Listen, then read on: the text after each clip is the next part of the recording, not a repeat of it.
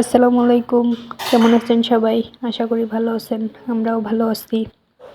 আমি এই চ্যানেলে নতুন, সবাই আমাকে সাপোর্ট করবেন। এই তো আমার মেয়ে অনেক অসুস্থ, তাকে নিয়ে তুলসীর পাতা আনতে যাচ্ছি। অনেক অসুস্থ, তারপরেও জুতো পরবে না, তো তুলসীর পাতা নিয়ে তো আবার বাসার দিকে যাচ্ছি। কোনো ওষুধে কাজ হয় না। বাসায় আসলাম, বাসায় এসে দেখি ছেলে উঠে গেছে, আর ছেলের বোন ছেলেকে তুলসীর পাতা খাওয়াই দিচ্ছে।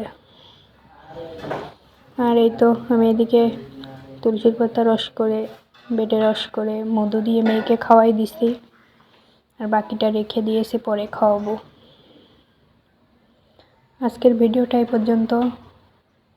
সবাই ভালো থাকবেন, আর আমার ভিডিওতে বেশি বেশি শেয়ার